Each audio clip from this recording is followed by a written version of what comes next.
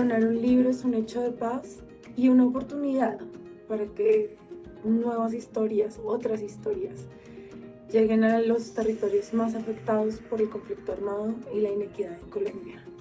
Todas y todos podemos ayudar a que la paz se siga escribiendo en el Bajo Cauca, en el Catatumbo, en el Pacífico Nariñense, en el Chocó y en el Guaviare. Territorios que sufren graves tragedias a causa de la violencia armada. Únete y dona un libro nuevo o en perfecto estado para que el poder transformador de la lectura llegue a los niños y niñas, jóvenes y adultos de las zonas que más lo necesitan.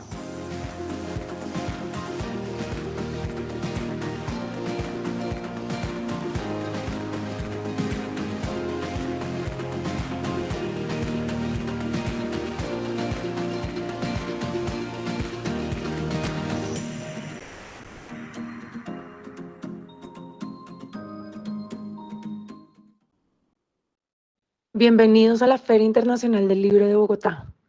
Imaginemos y vivamos juntos esta historia.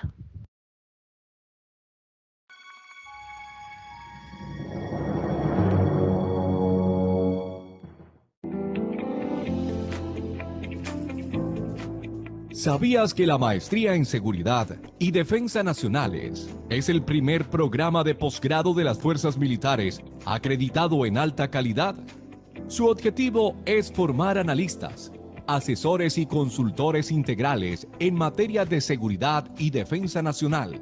Los egresados tendrán la capacidad de tomar decisiones para mitigar las amenazas que ponen en riesgo la seguridad y defensa de los estados, desde una perspectiva multidimensional. Escuela Superior de Guerra.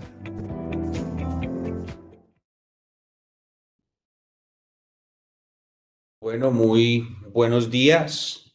Sean todos bienvenidos a este evento académico en el marco de la Feria Internacional del Libro, denominado Guerras de Información en el Escenario Cognitivo.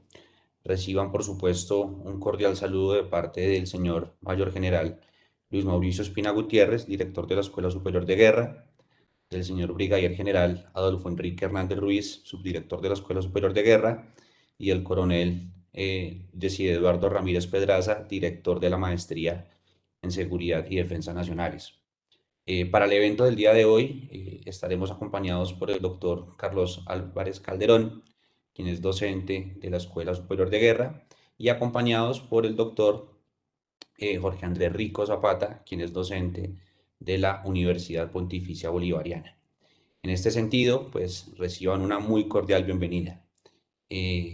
En primera instancia, nos va a acompañar el profesor Carlos Álvarez Calderón, quien es politólogo con maestrías en Relaciones Internacionales de la Pontificia Universidad Javeriana y coaching ontológico empresarial en la Universidad San Sebastián de Santiago de Chile, becario del Center for Hemispheric Defense Studies William Perry en Washington y profesor investigador de la Escuela Superior de Guerra, de la Escuela de Posgrados de la Fuerza Aérea Colombiana y de la Escuela de Inteligencia y Contrainteligencia del Ejército Colombiano.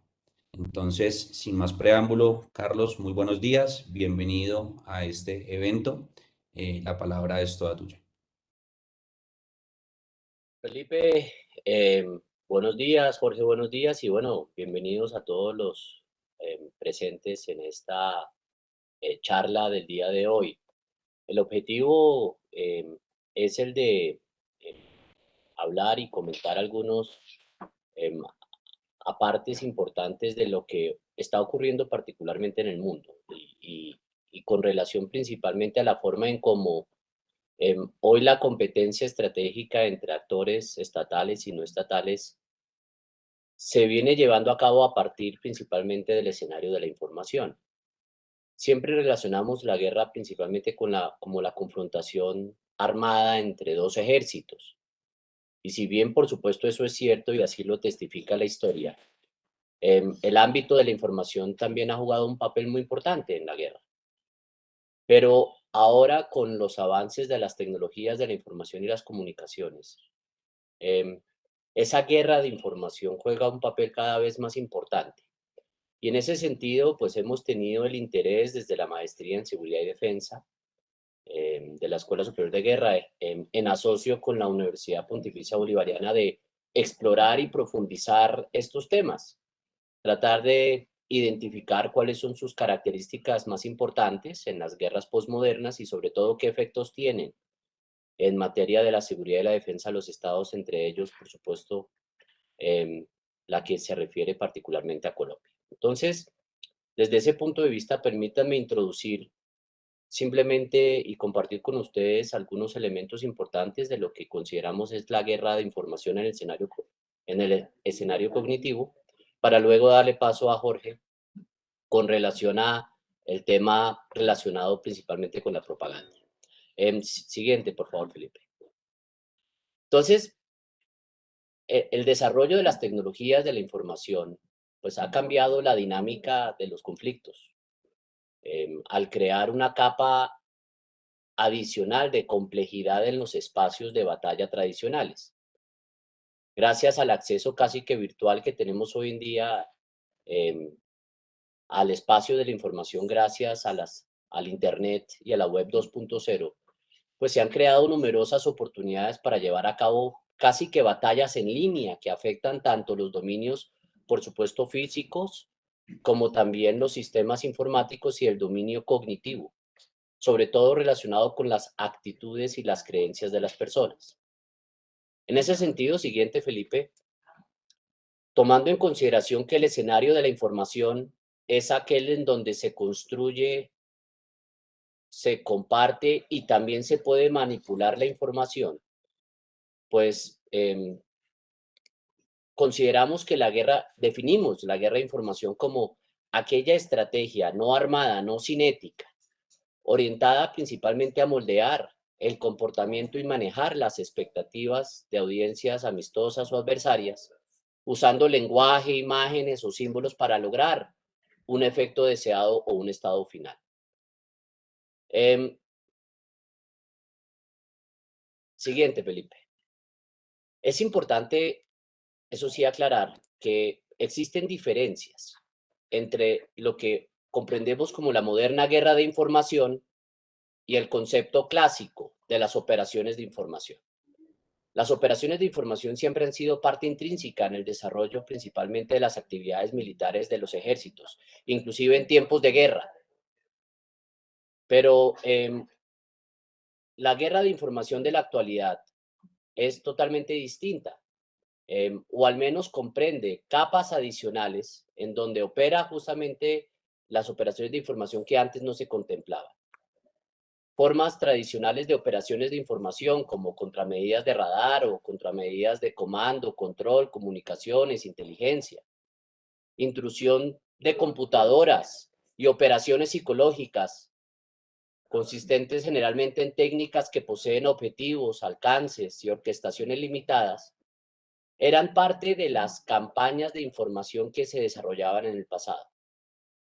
También referido como la guerra de comando y control, las operaciones de información convencionales abarcaban todas las tácticas militares que utilizan las tecnologías de las comunicaciones, entre las cuales, por ejemplo, se contemplaba el engaño militar, las tradicionales operaciones psicológicas llevadas a cabo por los ejércitos, la guerra electrónica, la guerra psicológica e inclusive en tiempos más recientes las operaciones cibernéticas conducentes a neutralizar o degradar, por ejemplo, las capacidades físicas y las instalaciones de comunicaciones de los enemigos. El objetivo de la guerra de comando y control tenía principalmente como objetivo negar la información al enemigo y así interrumpir sus capacidades militares de comando y control, mientras que de manera simultánea se tomaban precauciones para proteger las propias capacidades. En contraste, hoy en día, la guerra de información, que es mucho más sofisticada en el contexto de las guerras actuales, no compromete simplemente un conjunto de técnicas y tácticas militares.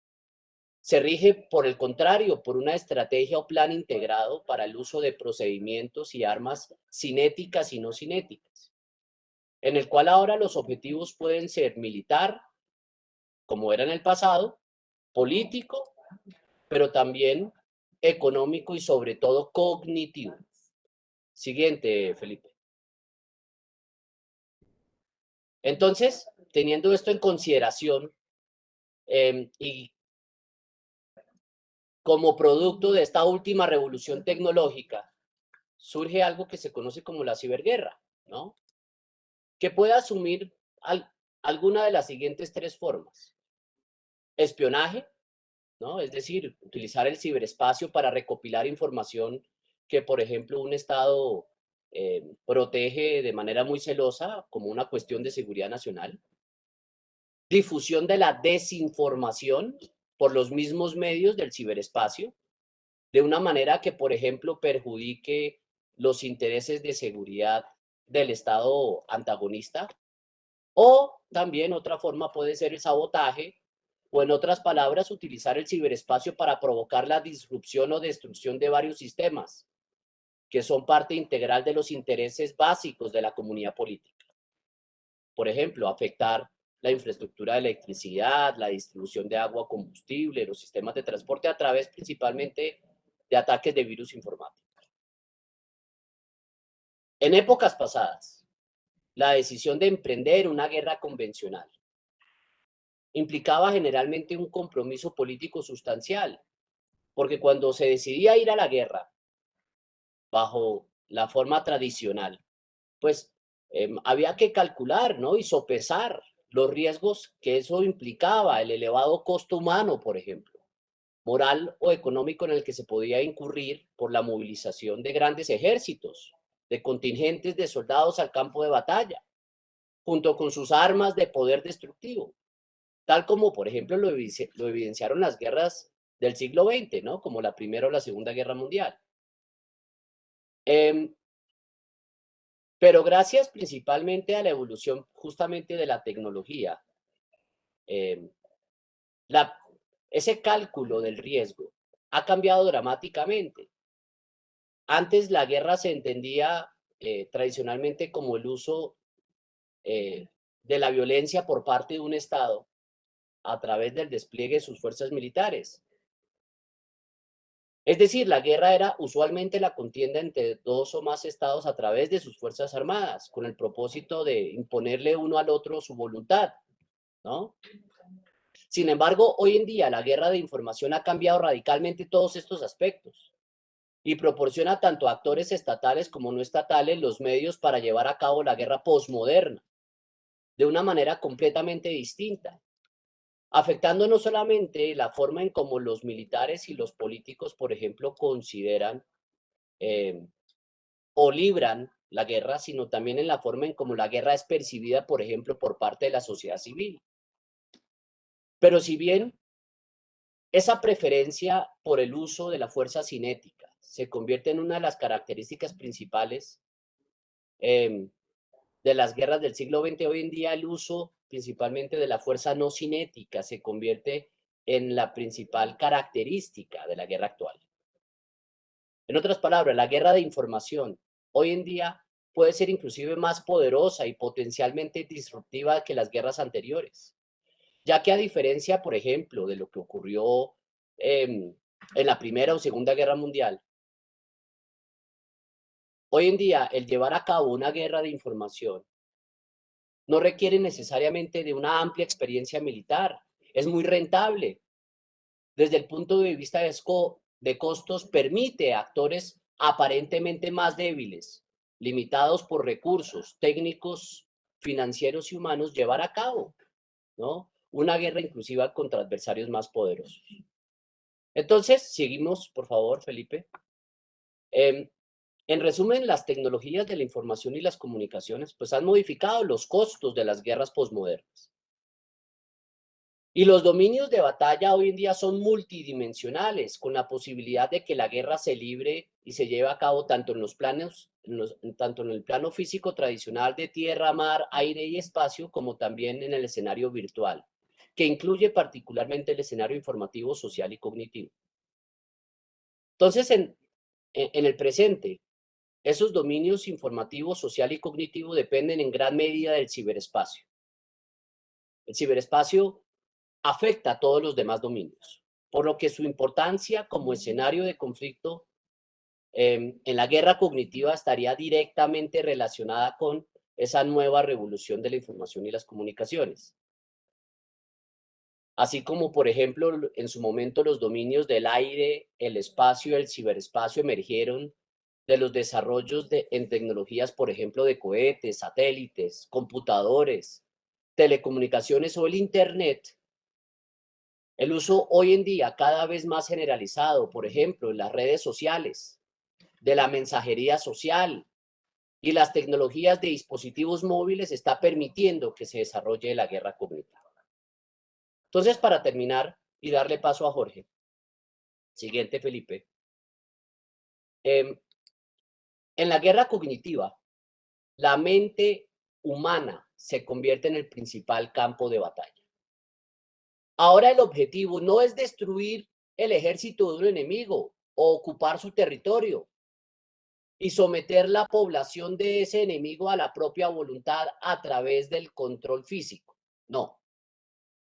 Hoy en día el objetivo de la guerra, al menos de la guerra de información en el escenario cognitivo, es modificar no solamente lo que la gente piensa, sino la forma en cómo la gente piensa y por ende actúa.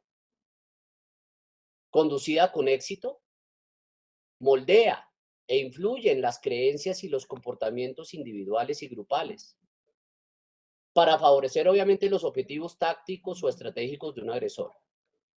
En su forma extrema, la guerra cognitiva tiene el potencial de fracturar y fragmentar a toda una sociedad, de polarizarla, de dividirla, de modo que ésta ya no tenga la voluntad colectiva para resistir las intenciones y los planes de un adversario.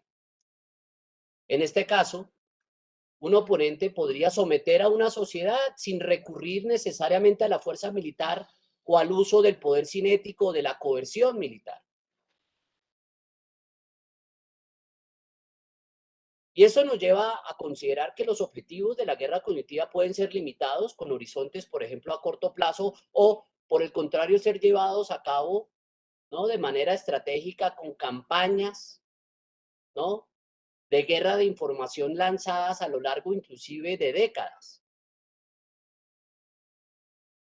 Y eso, sin lugar a dudas, nos invita a considerar que hoy en día todas estas actividades maliciosas de desinformación, de confusión, que actores estatales y no estatales llevan a cabo para tratar de debilitar a un adversario, afectando la opinión pública de ese adversario, cómo la gente piensa, cómo la gente planea y cómo la gente actúa, es una de las características esenciales o quintesenciales de lo que está ocurriendo actualmente en el mundo. Y en ese sentido, pues tenemos que tener en consideración que si bien antes la propaganda política, por ejemplo, fue un instrumento muy importante, llevada a cabo principalmente con la intención de doblegar la voluntad del adversario, hoy en día potencializada por los nuevos medios y por las nuevas tecnologías, sus afectaciones principalmente a la estabilidad y al orden constitucional deben ser temas a considerarse a la hora del cálculo de la seguridad y la defensa. Muchas gracias, Felipe, y bueno, le doy la palabra a Jorge. Muchas gracias, Carlos, por tu intervención. Agradecemos a nuestro soporte que nos colabore quitando de la pantalla la presentación de Carlos Álvarez. Bueno, gracias.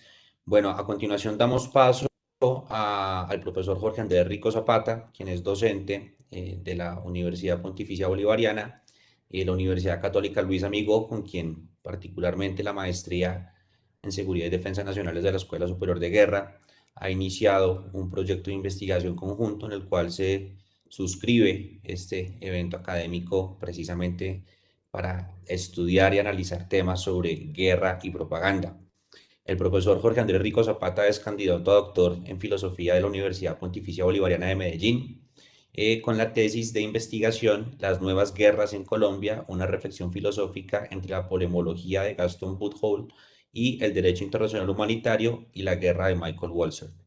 Asimismo, es magíster en estudios políticos de la Universidad Pontificia Bolivariana y comunicador social de la Universidad Católica Luis Amigó. tiene estudios en defensa y seguridad de la Escuela Superior de Guerra. Es docente universitario en pregrado y posgrado, en los cuales se desempeña como docente en materias como conflicto interno armado, teoría de la guerra, ética y política, propaganda, opinión pública y guerra, relaciones internacionales, comunicación y marketing político, problemas colombianos, comunicación, medios y política y geopolítica. Sin más preámbulo, profesor Jorge Andrés, es suyo el espacio. Muchas gracias por acompañarnos. Bienvenido. Felipe, Carlos, a todos los asistentes, muchas gracias. Estoy pues muy orgulloso de esta invitación. Les agradezco infinitamente a quienes nos están viendo a través pues de sus distintos dispositivos, de lo tecnológico que nos acerca, pero también lleva a cada rincón del país, a cualquier lugar. Lleva la información, la sobreinformación, la desinformación. Ese es pues entonces el enlace que quiero tener aprovechando esta propuesta que nos da el profesor Carlos, que me parece demasiado conveniente para poder introducir, para poder desglosar, para poder trabajar este elemento referido sobre todo en cuanto a algo que quiero conectar, que es dentro de la guerra de información, la propaganda. Dice el profesor Bartlett que el propagandista debe levantar rabias y odios en una nación o en un grupo en especial. Y directamente en este caso yo tengo una idea central y quiero arrancar por ahí. Mi idea es que la defensa y la seguridad requieren de una propuesta adherida a tácticas de contrapropaganda. Es la acción directa para tratar de generar insumos, elementos, acciones directas a un escenario que es cada vez más complejo, que está organizado y pensado. Lo hemos visto en el escenario colombiano. La propaganda que si bien ha tenido unos insumos conceptuales y unos avances que se han dado desde la historia, desde la configuración en distintos momentos, en escenarios bélicos, donde la carga militar era mucho más importante, ha tenido también unos avances a partir de esas, digamos, esas apreciaciones que se han dado con los avances también de las comunicaciones, de la imprenta hacia el siglo XV, o también de la prensa o la radio, internet. Y eso ha conllevado entonces que asimismo se adapten las formas y las consecuciones de medios o de tener medios para lograr objetivos. La propaganda es un asunto que busca incidir directamente a los demás, llevarlos a un comportamiento que sin ese estímulo propagandístico no llevaría a eso. Y es muy apropiado, digamos, en este caso, porque lo hemos visto, lo hemos vivido y constantemente se dan unos estímulos en el espacio cognitivo que conlleva a que caigamos en lo que es definitivamente la emocionalidad y el dejar de lado los asuntos de la razón y el argumento. El Estado debe prepararse siempre para ello, porque cada vez son más rápidas las acciones, cada vez son más rápidas las actividades que se dan antes de que salgan las informaciones reales u oficiales. Las propagandas, o mejor, la propaganda puede tener de hecho una consecución desde distintos objetivos o fórmulas. Una de ellas puede ser la simplicidad del enemigo único. Vemos constantemente que se relaciona hacia un enemigo, sobre todo desde nortes ideológicos. Y este es un asunto pues que complejiza mucho más su tratamiento. Además, también la exageración y la tergiversación de los hechos que hoy o que han sido también denominados por algunos conocedores periodistas como Matthew Biancona, quien tiene unas revisiones interesantes sobre el asunto de la posverdad, donde realmente lo que importa es la tergiversación de los hechos, las narraciones. Y esto pues termina estimulando a una masa también que termina no siendo crítica y que se apega a esas ideas que suenan muy bien desde dentro de una corriente ideológica o que siguen o sirven para alimentar odios, amores y desencantos. La estimulación se da desde la emoción. La propaganda se conecta así y ha tenido avances, como lo he dicho. No es lo mismo lo que se vivió en la guerra hispanoamericana hacia finales del siglo XIX, cuando se enfrentan dos grandes empresas periodísticas, una de ellas Pulitzer, y donde al final se quedan algunos réditos y algunos elementos importantes que sirven para el aprendizaje de lo que iba a ser sobre todo el contenido de los informes periodísticos, que en este caso pues iban a significar, y según muchas tesis llevan a que esta guerra se dio por un estímulo desde lo que iba a ser la opinión de estas empresas periodísticas, o lo que hacía también en su momento Napoleón, o lo que también vivió el mismo Julio César cuando él mismo generaba imágenes desde una sugestión propagandística propia, y pues eso desde lo que era el perfeccionamiento de su propia imagen para seguirse viendo también poderoso y fuerte tal vez ante los demás, ante sus propios grupos militares. También puede darse la aceptación de la opinión generalizada. La propaganda constantemente busca esto, tanto así que se convierte en un asunto donde, pues a partir del aprovechamiento de la libertad de opinión, digamos que se desestime también mucho la necesidad y la obligación de la argumentación. Yo voy pasando rápidamente por las diapositivas porque más o menos, y quería llegar a esta imagen, es algo que muestra, evidencia a partir de lo que es el recorte de imagen duro o el recorte de imagen bondadoso, más o menos el cómo se caracterizan los mensajes a partir de sesgos ideológicos, de visiones ideológicas o de objetivos también que tienen los grupos, por ejemplo, armados organizados y las estructuras ilegales en el contexto colombiano, para poner solo un ejemplo. Pero en el orden internacional también hemos visto cómo el terrorismo lo utiliza constantemente, y estos grupos también pues se apropian de producciones cinematográficas y de toda la narrativa casi a niveles de producción de cine para tratar de hacer discusiones y narrativas propias que conllevan a espectacularizar este fenómeno. Así que este tipo de recorte es más o menos como nosotros vemos que se llevan los mensajes, y sobre todo que ante una sociedad que puede ser, si quieren, en esta visión de la sociedad del conocimiento, una sociedad cada vez más dada hacia el estímulo emocional, posiblemente el argumento queda de lado, y eso conlleva que fácilmente se les puede alimentar de maneras pues dispersas. Por lo cual, esto me asocia o lo permito asociar a lo que son algunos elementos. Aquí ustedes no están viendo todas las características de la guerra simétrica y la guerra y la amenaza y la guerra híbrida. Solamente tomé algunos puntos que se conectan con esto de la guerra y la información, esa disputa en el espacio cognitivo que es tan importante. Los medios y las fuentes de información son distintas y vienen de lugares que a veces ni conocemos. No sabemos muchas veces, pero se les da la credibilidad. Se les hace ver como si estuvieran dándose en verdades. Tanto así que se compran o se crean bodegas para la información o para masificar mentiras, mejor, para la desinformación. Y a veces creemos que la solución puede ser más información. No, la sobreinformación no alcanza a llegar a estos extremos de que sí logra la manipulación y la ocupación cognitiva en las mentes de la masa. Reitero, una masa que en ocasiones redunda en no ser muy crítica. La acción informativa, la manipulación y el reconocimiento, el aprovechamiento de una sociedad en red que cada vez también aprovecha y se aprovecha de esto para masificar la mentira o para masificar las ideas que van en consecución a los objetivos que tienen muchos actores. Por tal, yo quiero en ese espacio rojo que ustedes ven en pantalla ubicar lo que es tan importante para entender esto como un tema de constante necesidad para la defensa y la seguridad del país. Porque reitero mi idea central, mi idea es que deben haber tácticas dirigidas específicamente hacia acciones de contrapropaganda constantemente. Los factores, de hecho, y las acciones, como lo hemos visto en el caso colombiano, que se dan en operaciones lícitas y totalmente en el margen dentro de los protocolos del DIH, terminan siendo desmitificadas a partir de la mentira. Operaciones totalmente legítimas, legales, que en el paso, en ese posterior paso de la comunicación efectiva, se ven diezmadas porque salen inmediatamente las voces opositoras emocionales a ir a implantarse en ese escenario que ustedes ven en rojo. El ciberespacio, la percepción popular, la credibilidad y la confianza que se genera a partir de la mentira y lo que suena muy popular, la voluntad de dimensiones y las dimensiones psicológicas del conflicto. Y todo esto bajo una amalgama de propagandas y de escenarios que están dados a partir de lo que es lo psicológico, que es tan importante.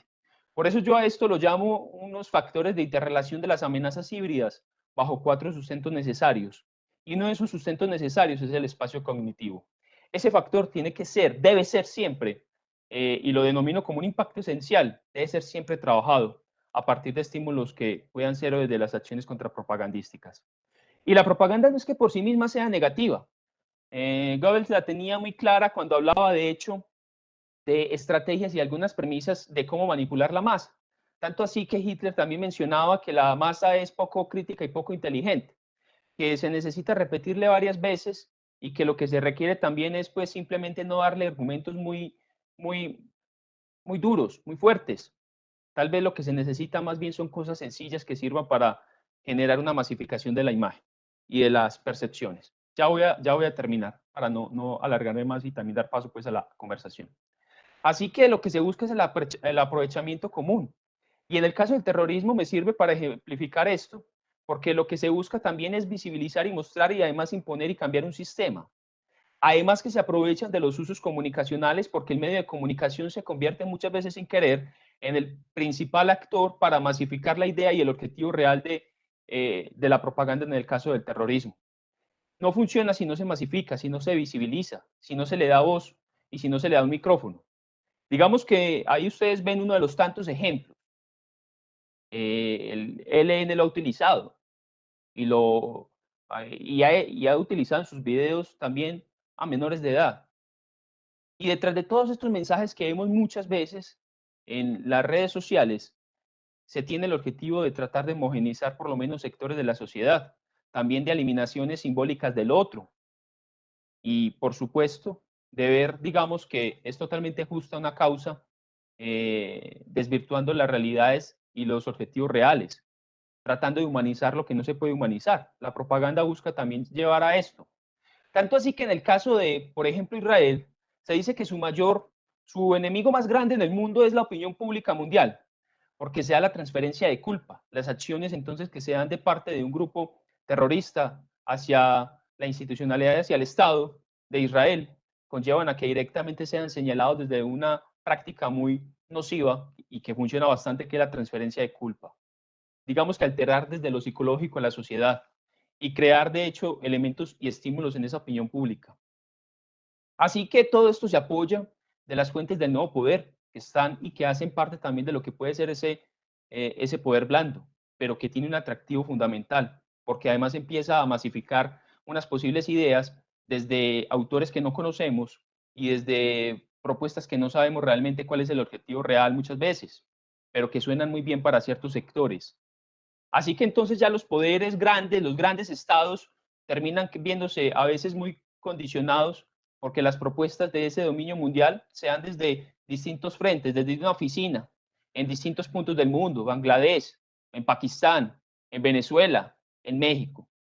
Y entonces ahí empieza el escenario de la interacción y empiezan a crearse conclusiones totalmente bajo prejuicios dados según la corriente ideológica y sobre todo bajo ejes propagandísticos que se aprovechan de esas fuerzas culturales y de la masificación hacia la manipulación de la población.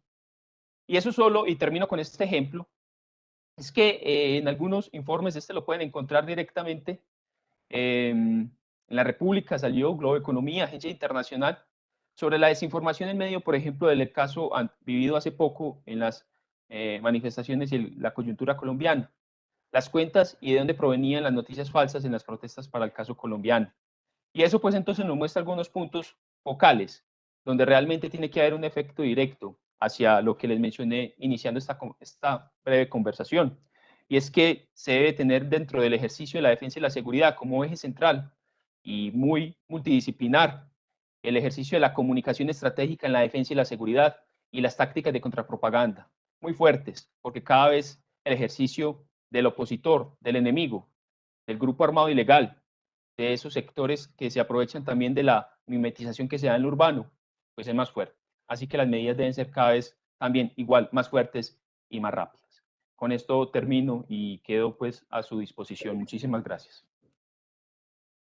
Profesor Andrés, muchas gracias. Bueno, a continuación vamos a pasar a una ronda de preguntas que nos han llegado a través del chat de la página de la Feria Internacional del Libro. Pues no sin antes agradecerle al profesor Carlos, al profesor Andrés por sus magistrales exposiciones.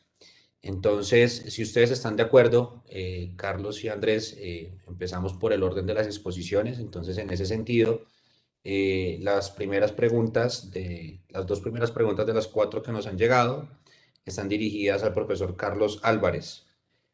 Profesor Carlos, la primera pregunta es, ¿cómo debe actuar el Estado para mantener su legitimidad? ¿Sería esto responsabilidad exclusiva de las Fuerzas Armadas? ¿Le hago las dos preguntas, profesor, o prefiere una por una? Si quieres las dos, Felipe, por favor. Perfecto. La segunda sería, ¿qué estrategia deberían tomar las fuerzas militares ante este nuevo escenario en donde gran parte de las convocatorias que se hicieron para participar en el paro fueron a través de la web? Esas serán las dos preguntas. Gracias. Pues creo que las dos están además interrelacionadas. En el ámbito del ciberespacio, decía yo que debemos diferenciar entre lo que se entiende por ciberguerra y lo que se entiende por guerra de información.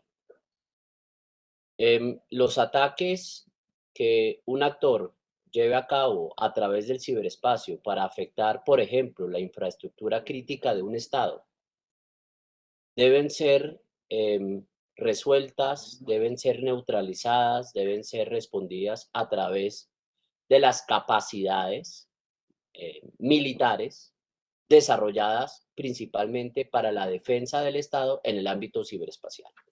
Y en ese sentido, pues el papel que cumplirían las fuerzas militares allí, pues es fundamentalmente importante.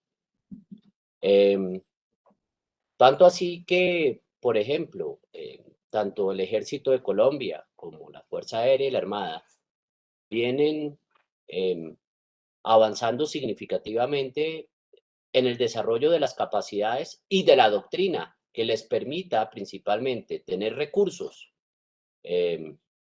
para enfrentar las amenazas que hoy en día comienzan a cernirse en el ámbito ciberespacial a través de lo que conocemos como la ciberguerra. Pero en el tema de la guerra de información, en el escenario cognitivo, el problema se complejiza aún más. En mi opinión, las fuerzas militares no son las primeras no deberían ser las primeras en responder a la guerra de información. Es decir, este es un esfuerzo que debe ser un esfuerzo conjunto del Estado.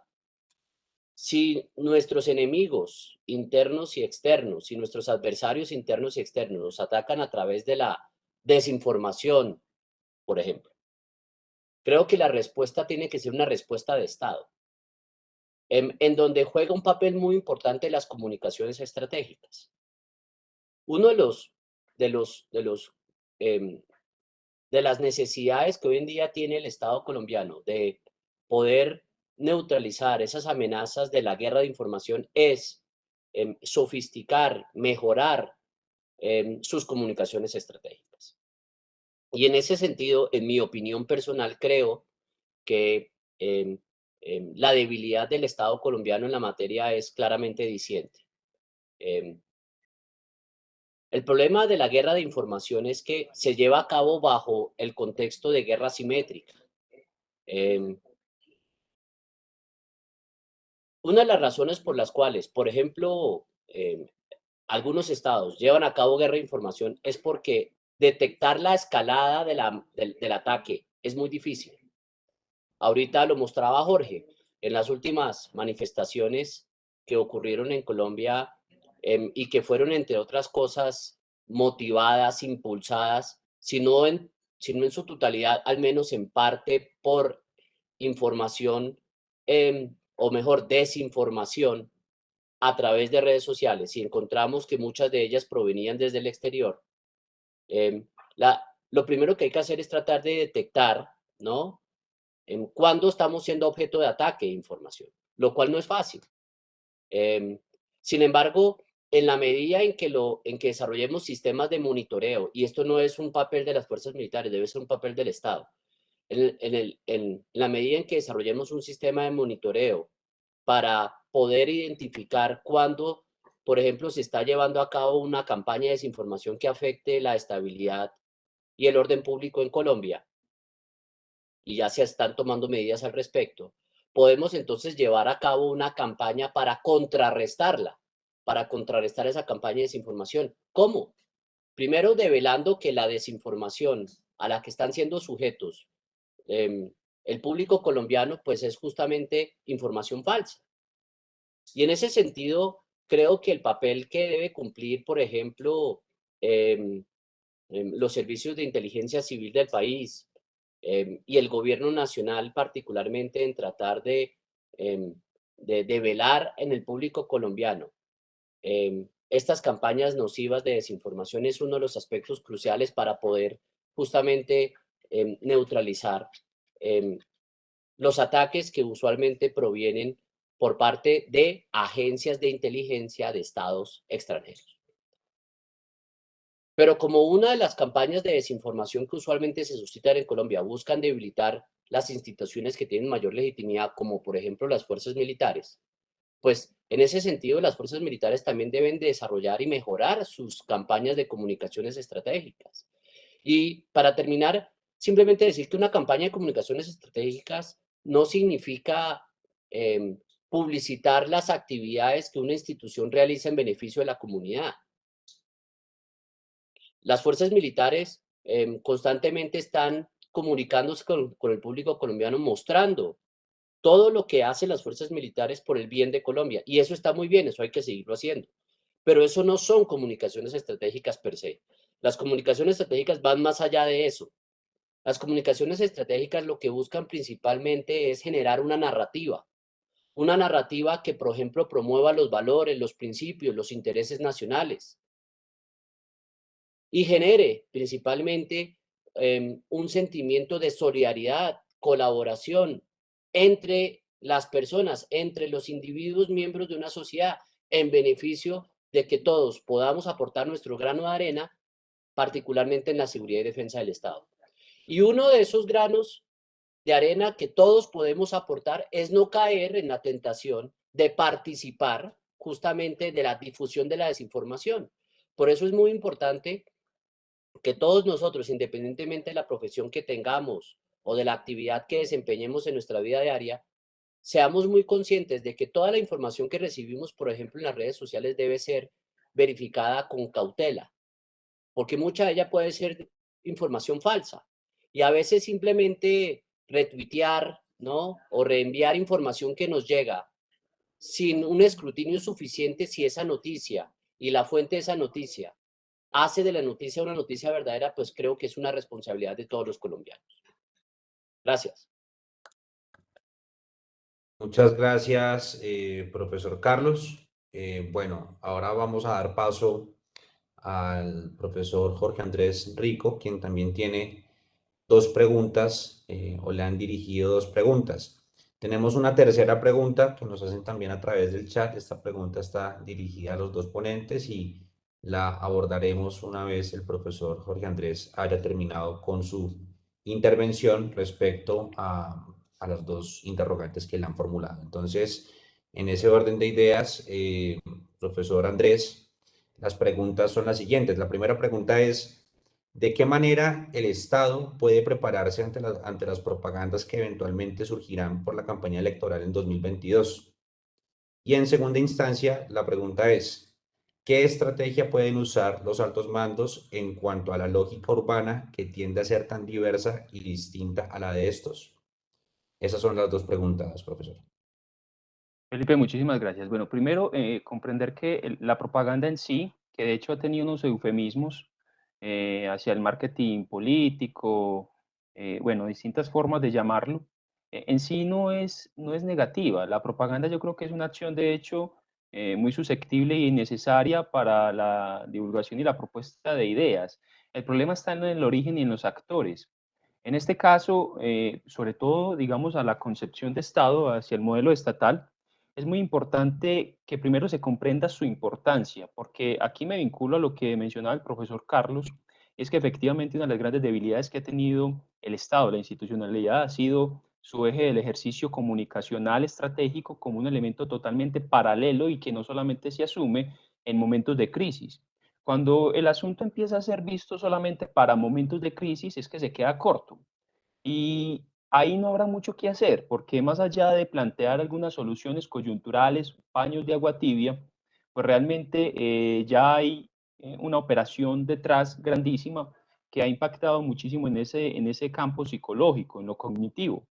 Efectivamente, aquí yo me voy directamente a esa relación que es el ejercicio mensaje, emisor mensaje y quien recibe el mensaje, esa opinión pública que se va formando y también esas ideas de espirales de silencio o esas, digamos, configuraciones de espirales del silencio, por lo que se considera debe ser siempre la ejecución bajo lo políticamente correcto.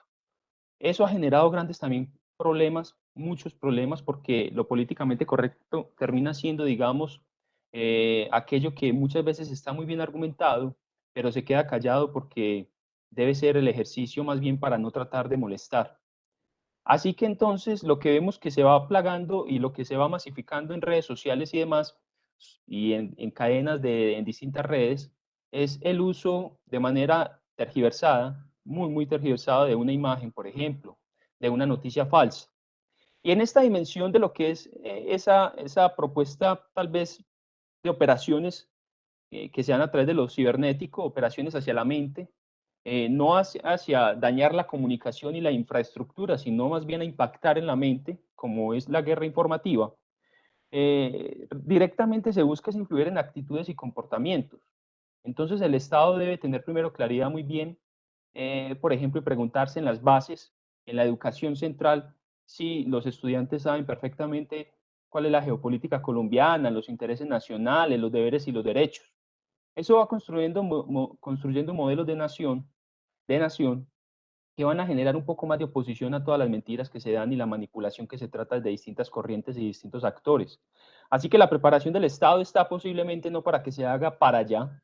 Para el 2022 lo veo un poco complejo en cuanto a que todavía nos hemos dejado tomar mucho avance de estos problemas. Estos actores van a seguir generando, lo hemos escuchado hasta en medios de comunicación, como reconocen de una manera u otra, reconocen que tienen sus grupos trabajando a favor de masificar su mensaje, su idea. Cada vez vemos más metidas de pata de personajes políticos también en las redes sociales, porque hoy la espectacularización es un asunto fundamental. Y eso conlleva pues a estas ideas, estas tesis de la sociedad del espectáculo, la civilización del espectáculo, que ya lo trabajaría más adelante Mario Vargas Llosa, pero que ya tenía unas ideas anteriores y que pues son tan importantes hoy. Entonces, el Estado debe irse preparando también desde sus cimientos. Yo creo que la institucionalización o la institucionalidad mejor debe fortalecer esos modelos de nación. Pueden hacer el ejercicio muchas veces en salones de clase, hagan. Pregunten cuáles son los intereses del Estado Nacional o pregunten si conocen cuáles son las zonas realmente y las fronteras de Colombia, hablando también en perspectiva no solamente tierra, sino también mar. Eso crea nación, eso va generando estímulos para que no tan fácilmente penetren otras ideas y formas de manipulación. Así que, ¿qué hacer? Pues ojalá que rápidamente se utilice la comunicación de manera estratégica. Hay algo muy importante, la comunicación no es solamente, y a nivel estratégico, no es tener un sistema informativo. Esa es una gran debilidad, se combina la información y la comunicación, y sobre todo en temas de defensa y seguridad. Una cosa es usted tener un equipo muy fuerte para recolectar información y otra cosa es saber qué hacer con ella. Una cosa es visibilizar lo que se hace y otra cosa es realmente direccionarla hacia, desde formas y tácticas, acciones para una estrategia especial y específica, que tiene que ser bajo un modelo, y esto es lo importante, un modelo de Estado. No funciona solamente, y aquí me conecto a la segunda pregunta, no funciona solamente desde altos mandos militares, no funciona solamente desde un sector, esto es una sociedad, esto es todo hacia ese relacionamiento civil, político y militar y policial. Eso tiene que ser integrado. Tanto así que las lógicas, muchas veces en el elemento urbano, fuera de todo lo que es ese condimento criminal y demás, vemos que opera a través de los entramados y las redes y los nodos que se forman en el escenario urbano y que son utilizados también desde la red, las redes, los sistemas de información y de desinformación. y también de otro asunto que mencioné en la conversación iniciando, la sobreinformación. La sobreinformación no por sí sola sirve. De hecho, vemos que se crean rumores, teorías conspirativas, se crean noticias falsas, disparates y el ejercicio de la posverdad constantemente. Así que hay que focalizarlo esto como una línea totalmente estratégica, directa para el estudio y el entendimiento, por ejemplo, de la opinión pública. Ahí es donde hay que empezar. También de asuntos que tienen que estar relacionados con la comprensión de, por ejemplo, la propaganda. Para entender la propaganda, que reitero, la propaganda por sí misma, en su concepto, en su modelo conceptual, no es negativa. Termino con que Edward Bernier decía que le tuvo que cambiar el nombre de propaganda hacia el siglo XX, porque eso ya había tenido después de la Segunda Guerra Mundial ya toda una connotación negativa, pues por lo que había dejado el régimen nazi, que la supo utilizar y la tuvo ahí como vértebra. Ese fue uno de los momentos, creo que, y de asuntos que deben ser estudiados por ese mismo ejercicio propagandístico, porque tomaba y lo tenía como un elemento central, la imagen, las fotografías, la narrativa, como decía el profesor Carlos. Y dice que tuvo que cambiar ese término para relaciones públicas, por eso se le conoce a Edward Bernier como el fundador de las relaciones públicas, porque ya la propaganda por sí misma tenía una connotación negativa y muchas veces pasa como pasa con el estudio de la guerra. Se cree que solamente es para el estudio de los asuntos o sectores militares, no se estudia por un núcleo social amplio y pues se deja de lado. Así pasa también muchas veces con el ejercicio propagandístico, más allá de la publicidad comercial y los escenarios comerciales y de mercadeo. También el ejercicio de la defensa y la seguridad hay que implementarlo desde la línea transversal de la comunicación estratégica. Gracias. Profesor Andrés, muchas gracias por la respuesta. Tenemos una última pregunta que va dirigida al profesor Andrés y al profesor Carlos simultáneamente. Les pido el favor que en aras del tiempo seamos muy puntuales con la respuesta. La pregunta es la siguiente, la pregunta es, ¿consideran que es necesario materializar o unificar la información de las redes sociales y demás a través de un tercero? Es decir, una entidad civil que pueda contrarrestar la desinformación que tanto afecta a Colombia. Esa es la pregunta que va dirigida. Muchas gracias. Propongo que inicie Carlos y cerramos con el profesor Andrés. Bueno, pues somos un Estado social de derecho, somos una democracia. La mayoría de estas campañas de desinformación y de guerra de información son llevadas a cabo principalmente por estados autoritarios o totalitarios. Em, por el contrario, Colombia es un Estado social de derecho, es una democracia y uno de los principios democráticos, pues por supuesto, es la garantía de la libre expresión, em, la garantía del libre flujo de información. Y en ese sentido, primero que todo, tratar de controlar la información y el inmenso volumen de datos que constantemente está navegando por la red, pues primero que todo es imposible. Ya se vienen desarrollando ciertas capacidades tecnológicas para poder manejar y administrar esa información, por ejemplo, la inteligencia artificial, pero creo que la labor del Estado en materia de la guerra de información es desarrollar equipos que permanentemente estén no censurando, no controlando la información, sino monitoreando la información para identificar de todo ese flujo de volumen de datos y de información, cuáles podrían ser tipificadas como campañas maliciosas que tiendan principalmente a subvertir el orden constitucional.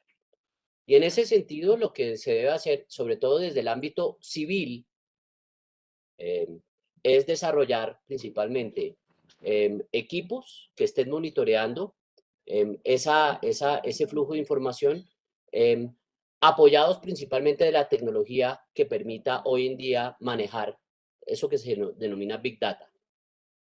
Y a partir de ahí, unido particularmente a comunicadores y a oficinas realmente sofisticadas de comunicación, lograr contrarrestar esa información falsa, divisiva, que pueda llegar a afectar los intereses nacionales.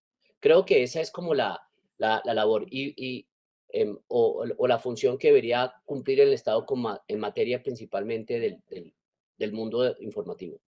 Pero para terminar, simplemente decir lo siguiente, y es que creo que en ese caso el papel de la inteligencia es muy importante. Porque en últimas, ¿de qué trata la inteligencia? La inteligencia trata de conocimiento. Tú no puedes defenderte de algo que no conoces. Tú no puedes defenderte de algo, de un ataque, cuando no sabes ni siquiera que te están atacando.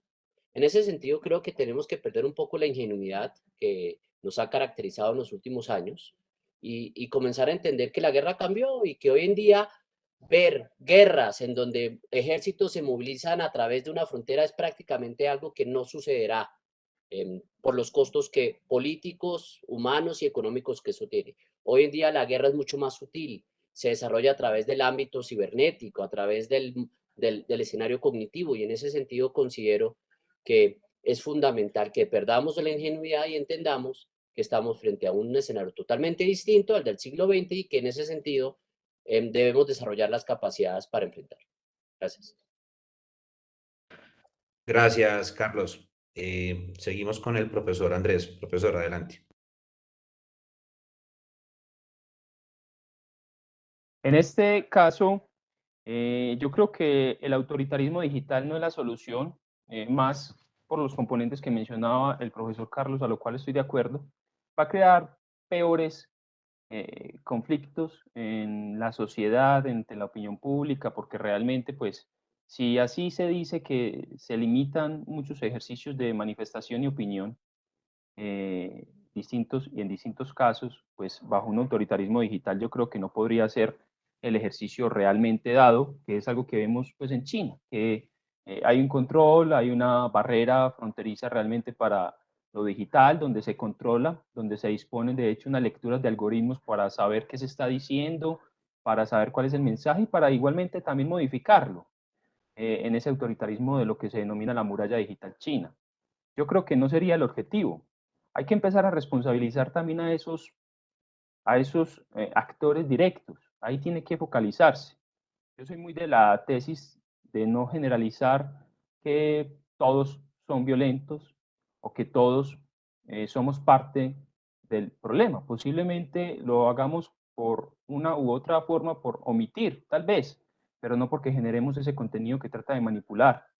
Eso es lo que se debe buscar, también responsabilizar al ciudadano. Esto es un tema corresponsal. La estatalización, el mayor control estatal, un modelo más grande de Estado no va a solucionar realmente este problema. Por más que vaya de parte de un tercero que trate de ser algo independiente y demás, menos con la información y la comunicación, porque siempre estará bajo el elemento de la subjetividad, de lo que se considere o no se considere puede ser divulgado. Yo creo que aquí efectivamente sí es fundamental esa inteligencia, sí es fundamental también que se puedan definir algunos elementos estratégicos y objetivos estratégicos y casi que así mismo, ¿por qué no unos objetivos de valor estratégico en la web, donde se haga unos apuntes sobre, a partir de esa misma inteligencia, de lo que se debe no censurar, no, pero sí lo que se debe de monitorear, de vigilar, efectivamente. Y no es una vigilancia total al Estado, a la sociedad. Reitero, no creo en esa perspectiva. Yo creo que es más un asunto de definirlo como parte de los intereses, como parte de las necesidades que se debe tener y el escenario propagandístico, el escenario de manipulación, lo psicológico también es fundamental. ¿Qué significa? Una noticia falsa, pues deberá tener también, teniendo en cuenta esa difuminación de las fronteras en lo digital, la búsqueda constante para saber de dónde se están dirigiendo y asimismo, pues buscar que eso es lo que deba ser totalmente, o por qué no, visibilizado.